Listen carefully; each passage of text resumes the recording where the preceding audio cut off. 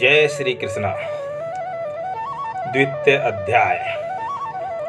संजय बोले, उस प्रकार करुणा से व्याप्त और आंसुओं से पूर्ण तथा व्याकुल नेत्रों वाले शोक युक्त उस अर्जुन के प्रति भगवान मधुसूदन ने यह वचन कहा। श्री भगवान बोले, हे अर्जुन, तुझे इस असमय में यह मोह किस हेतु से प्राप्त हुआ?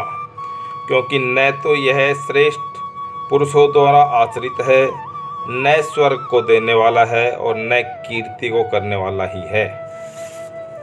इसलिए हे अर्जुन, नपुंसकता को प्राप्त मत हो। तुझ में यह उचित नहीं जान पड़ती है।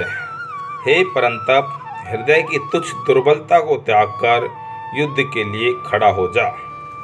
अर्जुन बोले, हे मधुसूदन, मैं रणभूमि में किस प्रकार बाणों से भीष्म पितामह और द्रोणाचार्य के विरुद्ध लड़ूंगा?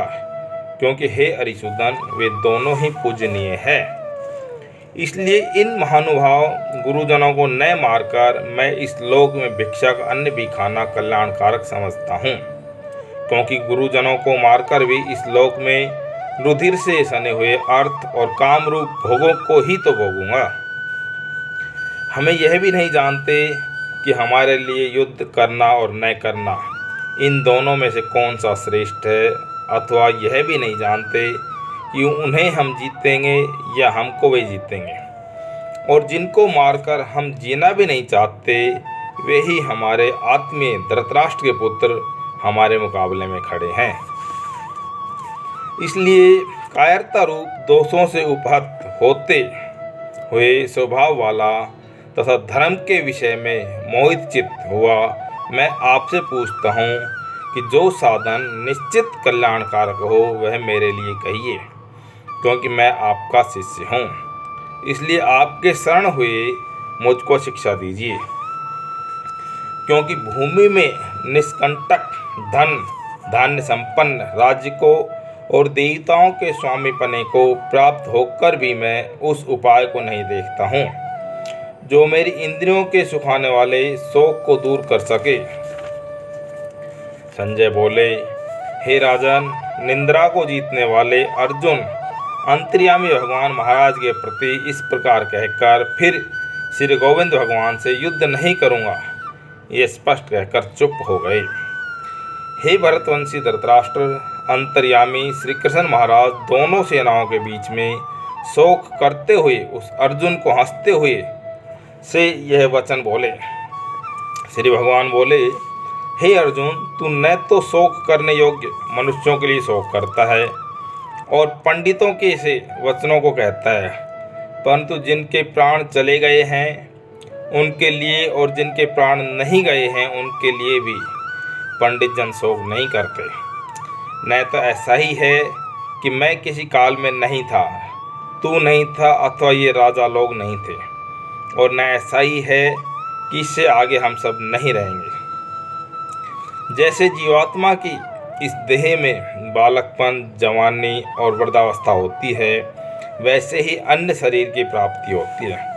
उस विषय में धीर पुरुष मोहित नहीं होता। हे कुंती पुत्र, सर्दी, गर्मी, सुख, दुख को देने वाले इंद्रियां और विषय के संयोग तो उत्पत्ति, विनाशशील और अनित्य हैं। इसलिए हे भारत, उनको तू सहन कर। क्योंकि हे पुरुष श्रेष्ठ, दुख सुख को समान समझने वाले जिस धीर पुरुष को ये इंद्रियां और विषयों के संयोग व्याकुल नहीं करते, वह मोक्ष के योग्य होता है। असत वस्तु की तो सत्ता नहीं है और सत का अभाव नहीं है। इस प्रकार इन दोनों का ही तत्व ज्ञानी पुरुषों द्वारा देखा गया है। नाश रहित तो तू उसको जान जिससे यह संपूर्ण जगत दृश्य वर्ग व्याप्त है। इस अविनाशी का विनाश करने में कोई भी समर्थ नहीं है। इस नाश रहित अप्रमेय नित्य स्वरूप जीवात्मा के ये सब शरीर नाशवान कहे गए हैं। इसलिए हे भरतवंशी अर्जुन, तू युद्ध कर। जो इस आत्मा को मारने वाला समझता है तथा जो इसको मरा मानता है, वे दोनों ही नहीं जानते। क्योंकि यह आत्मा वास्तव में न तो किसी को मारता है और न किसी के द्वारा मारा जाता है। यह आत्मा किसी काल में भी न तो जन्मता है और न मरता ही है, तथा न यह उत्पन्न होकर और फिर होने वाला ही है, क्योंकि यह अजन्मा, नित्य, सनातन और पुरातन है। शरीर के मारे जाने पर भी यह नहीं मारा जाता। हे प्रथापुत्र अर्जुन, जो पुरुष इस आत्मा को नाश रहित, नित्य, अजन्मा और अव्यय जानता है, वह पुरुष कैसे किसी को मरवाता है और कैसे किसको मारता है। जैसे मनुष्य पुराने वस्त्रों को त्याग कर दूसरे नए वस्त्रों ग्रहण करता है, वैसे ही जीवात्मा पुराने शरीर को त्याग कर दूसरे नए शरीर को प्राप्त होता है। इस आत्मा को शस्त्र नहीं काट सकते, इसको आग नहीं जला सकती, इसको जल नहीं गला सकता और वायु नहीं सुखा सकता, क्योंकि यह आत्मा अच्छेद है। यह आत्मा दत्त, अक्लेग और निसंदेह ऐशोध्य है, तथा यह आत्मा नित्य, सर्वव्यापी, अचल, स्थिर रहने वाला और सनातन है। यह आत्मा अव्यक्त है, यह आत्मा अचिंतन है, यह आत्मा विकार रहित कहा जाता है। इसे हे अर्जुन, इस आत्मा को उपयुक्त प्रकार से जानकर तू शोक करने के योग्य नहीं है, अर्थात तुझे शोक करना उचित नहीं है। किंतु यदि तू इस आत्मा को सदा जन्मने वाला तथा सदा मरने वाला मानता हो, तो भी हे महाबाहो, तू इस प्रकार शोक करने को योग्य नहीं है, क्योंकि इस मान्यता के अनुसार जन्मे हुए की मृत्यु निश्चित है और मरे हुए का जन्म निश्चित है। इससे भी इस बिना उपाय वाले विषय में तू शोक करने को योग्य नहीं है। हे अर्जुन, संपूर्ण प्राणी जन्म से पहले अप्रकट थे और मरने के बाद भी अप्रकट हो जाने वाले हैं। इसके बीच में ही प्रकट है, फिर ऐसी स्थिति में क्या शोक करना है। कोई एक महापुरुष ही इस आत्मा को आश्चर्य की भांति देखता है और वैसे ही दूसरा कोई महापुरुष ही इसके तत्व का आश्चर्य की भांति वर्णन करता है, तथा दूसरा कोई अधिकारी पुरुष ही इसे आश्चर्य की भांति सुनता है और कोई तो सुनकर भी इसको नहीं जानता। हे अर्जुन, ये आत्मा सबके शरीर में सदा ही अवैध है। इस कारण संपूर्ण प्राणियों के लिए तू शोक करने के योग्य नहीं है, तथा अपने धर्म को देखकर भी तू भय करने योग्य नहीं है, अर्थात तुझे भय नहीं करना चाहिए, क्योंकि क्षत्रिय के लिए धर्मयुक्त युद्ध से बढ़कर दूसरा कोई कल्याणकारी कर्तव्य नहीं है। हे पार्थ, अपने आप प्राप्त हुए और खुले हुए स्वर्ग के द्वार रूप इस प्रकार के युद्ध को भाग्यवान क्षत्रिय लोग ही पाते हैं। किंतु यदि तू इस धर्म युद्ध को नहीं करेगा तो स्वधर्म और कीर्ति को होकर पाप को प्राप्त होगा, तथा सब लोग तेरी बहुत काल तक रहने वाली अपकीर्ति का भी कथन करेंगे, और माननीय पुरुष के लिए अपकीर्ति मरण से भी बढ़कर है। और जिनकी दृष्टि में तू पहले बहुत सम्मानित होकर अब लघुता को प्राप्त होगा, वे महारथी लोग तुझे भय के कारण युद्ध से हटा हुआ मानेंगे। तेरे वैरी लोग तेरे सामर्थ्य की निंदा करते हुए तुझे बहुत से न कहने योग्य वचन भी कहेंगे। उससे अधिक दुख और क्या होगा। या तो तू युद्ध में मारा जाकर स्वर्ग को प्राप्त होगा, अथवा संग्राम में जीतकर पृथ्वी का राज्य भोगेगा। इस कारण हे अर्जुन, तू युद्ध के लिए निश्चय करके खड़ा हो जा। जय पराजय, लाभ हानि, सुख दुख को समान समझकर उसके द्वारा युद्ध के लिए तैयार हो जा। इस प्रकार युद्ध करने से तू पाप को नहीं प्राप्त होगा। हे पार्थ, ये बुद्धि तेरे लिए ज्ञान योग के विषय में कही गई, और अब तू इसको कर्म योग के विषय में सुन। जिस बुद्धि से युक्त हुआ तू कर्मों के बंधन को भली भांति त्याग देगा, अर्थात सर्वथा नष्ट कर डालेगा। इस कर्म योग में प्रारंभ का अर्थात बीज का नाश नहीं है, और उल्टा फल रूप दोष भी नहीं है, बल्कि इस कर्म योग रूप धर्म का थोड़ा सा भी साधन जन्म मृत्यु रूप महान भय से रक्षा कर लेता है। हे अर्जुन, इस कर्म योग में निश्चयात्मिका बुद्धि एक ही होती है, किंतु स्थिर विचार वाले विवेकहीन सकाम मनुष्यों की बुद्धियाँ निश्चय ही बहुत भेदों वाली और अनंत होती है।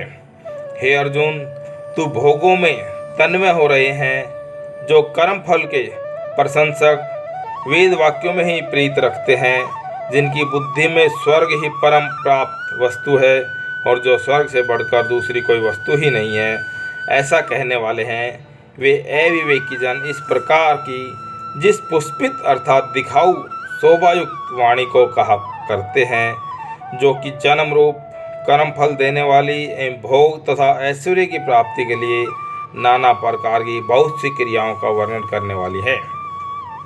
उस वाणी द्वारा जिनका चित्त हर लिया गया है, जो भोग और ऐश्वर्य में अत्यंत आसक्त है, उन पुरुषों की परमात्मा में निश्चयात्मिका बुद्धि नहीं होती। हे अर्जुन, वेद उपयुक्त प्रकार से तीनों गुणों के कार्य रूप समस्त भोगों एवं उनके साधनों का प्रतिपादन करने वाले हैं। इसलिए तू उन भोगों एवं उनके साधनों में आसक्तिहीन, हर्ष शोकादि द्वंद्वों से रहित नित्य वस्तु परमात्मा में स्थित योग क्षेम को न चाहने वाला और स्वाधीन अंतःकरण वाला हो। सब ओर से परिपूर्ण जलाशय के प्राप्त हो जाने पर छोटे जलाशय में मनुष्य का जितना प्रयोजन रहता है, ब्रह्म को तत्व से जानने वाले ब्राह्मण का समस्त वेदों में उतना ही प्रयोजन रह जाता है। तेरा कर्म करने में ही अधिकार है, उसके फलों में कभी नहीं। इसलिए तू कर्मों के फल का हेतु मत हो तथा तेरी कर्म न करने में भी आसक्ति न हो। हे धनंजय, तू आसक्ति को त्याग कर तथा सिद्धि और असिद्धि में समान बुद्धि वाला होकर योग में स्थित हुआ कर्तव्य कर्मों को कर, समत्व ही योग कहलाता है। इस समत्व रूप बुद्धि योग से सकाम कर्म अत्यंत ही निम्न श्रेणी का है। इसलिए हे धनंजय, तू समबुद्धि में ही रक्षा का उपाय ढूंढ, अर्थात बुद्धि योग का ही आच ग्रहण कर, क्योंकि फल के हेतु बनने वाले अत्यंत दीन है। समबुद्धि युक्त पुरुष पुण्य और पाप दोनों को इसी लोक में त्याग देता है, अर्थात उनसे मुक्त हो जाता है। इससे तू समत्व रूप योग में लग जा। यह समत्व रूप योग ही कर्मों में कुशलता है, अर्थात कर्म बंधन में छूटने का उपाय है। क्योंकि समबुद्धि से युक्त ज्ञानी जन कर्मों से उत्पन्न होने वाले फल को त्याग कर जन्म रूप बंधन से मुक्त हो निर्विकार परम पद को प्राप्त हो जाते हैं। जिस काल में तेरी बुद्धि मोह रूप दलदल को भली भांति पार कर जाएगी, उस समय तू सुनने में आने वाले इस लोक और परलोक संबंधी सभी भोगों में वैराग्य को प्राप्त हो जाएगा। भांति भांति के वचनों को सुनने से विचलित हुई तेरी बुद्धि अब परमात्मा में अचल और स्थिर ठहर जाएगी। तब तू योग को प्राप्त हो जाएगा, अर्थात तेरा परमात्मा से नित्य संयोग हो जाएगा। अर्जुन बोले, हे केशव, समाधि में स्थित परमात्मा को प्राप्त हुए स्थिर बुद्धि पुरुष का क्या लक्षण है? वह स्थिर बुद्धि पुरुष कैसे बोलता है, कैसे बैठता और कैसे चलता है? श्री भगवान बोले, हे अर्जुन, जिस काल में यह पुरुष मन में स्थित संपूर्ण कामनाओं को भली भांति त्याग देता है और आत्मा से आत्मा में ही संतुष्ट रहता है, उस काल में वह स्थित प्रज्ञ कहा जाता है। दुखों की प्राप्ति होने पर जिसके मन में उद्वेग नहीं होता, सुखों की प्राप्ति में जो सर्वथा निष्प्रह है तथा जिसके राग भय और क्रोध नष्ट हो गए हैं, ऐसा मुनि स्थिर बुद्धि कहा जाता है। जो पुरुष सर्वत्र स्नेह रहित हुआ उस शुभ या अशुभ वस्तु को प्राप्त होकर न प्रसन्न होता है और न द्वेष करता है, उसकी बुद्धि स्थिर है। और कछुआ सब ओर से अपने अंगों को जैसे समेट लेता है, वैसे ही जब वह पुरुष इंद्रियों के विषयों से इंद्रियों को सब प्रकार से हटा लेता है, तब उसकी बुद्धि स्थिर है, ऐसा समझना चाहिए। इंद्रियों के द्वारा विषयों को ग्रहण न करने वाले पुरुष के भी केवल विषय तो निवृत्त हो जाते हैं, परंतु उनमें रहने वाली आसक्ति निवृत्त नहीं होती। इस स्थिति प्रज्ञ पुरुष की तो आसक्ति भी परमात्मा का साक्षात्कार करके निवृत्त हो जाती है। हे अर्जुन, आसक्ति का नाश न होने के कारण ये प्रमथ स्वभाव वाली इंद्रियां यत्न करते हुए बुद्धिमान पुरुष के मन को भी बलात् कर लेती हैं। इसलिए साधक को चाहिए कि वह उन संपूर्ण इंद्रियों को वश में करके समाहित चित्त हुआ, मेरे प्राण होकर ध्यान में बैठे, क्योंकि जिस पुरुष की इंद्रियां वश में होती है उसी की बुद्धि स्थिर हो जाती है।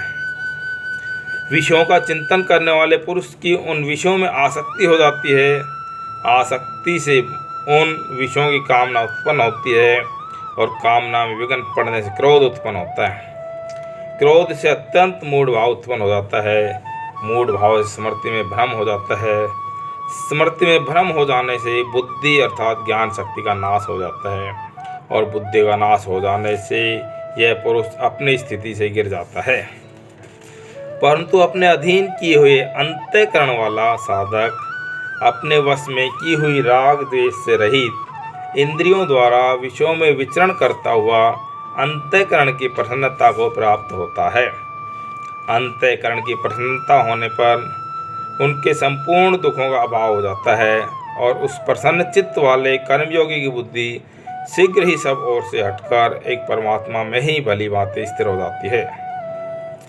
न जीते हुए मन और इंद्रियों वाले पुरुष में निश्चयात्मिका बुद्धि नहीं होती और उस अयुक्त मनुष्य के अंतःकरण में भावना भी नहीं होती तथा भावनाहीन मनुष्य को शांति नहीं मिलती और शांति रहित मनुष्य को सुख कैसे मिल सकता है।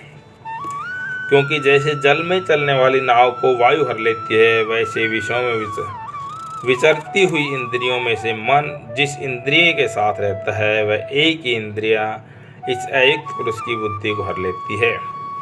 इसलिए हे महाभाव, जिस पुरुष की इंद्रियों से विषय से सब प्रकार निग्रह हो जाती की हुई है उसी की बुद्धि स्थिर है। संपूर्ण प्राणियों के लिए जो रात्रि के समान है उस नित्य ज्ञान स्वरूप परमानंद की प्राप्ति में स्थित प्रज्ञ योगी जानता है और जिस नाशवान सांसारिक सुख की प्राप्ति में सब प्राणी जागते हैं, परमात्मा के तत्व को जानने वाले मुनि के लिए रात्रि के समान है। जैसे नाना नदियों के जल सब ओर से परिपूर्ण अचल प्रतिष्ठा वाले समुद्र में उसको विचलित न करते हुए भी समा जाते हैं, वैसे ही सब भोग जिस स्थित प्रज्ञ पुरुष में किसी प्रकार का विकार उत्पन्न किए बिना ही समा जाते हैं, वही पुरुष परम शांति को प्राप्त होता है, भोगों को चाहने वाला नहीं। जो पुरुष संपूर्ण कामनाओं को त्याग कर ममता रहित, अहंकार रहित और स्पृहा रहित हुआ विचरता है, वही शांति को प्राप्त होता है, अर्थात वह शांति को प्राप्त है। हे अर्जुन, यह ब्रह्म को प्राप्त हुई पुरुष की स्थिति है। इसको प्राप्त होकर योगी कभी मोहित नहीं होता और अंतकाल में भी इस ब्रह्मी स्थिति में स्थित होकर ब्रह्मानंद को प्राप्त हो जाता है। द्वितीय अध्याय समाप्त। बोलो श्री कृष्ण भगवान की जय।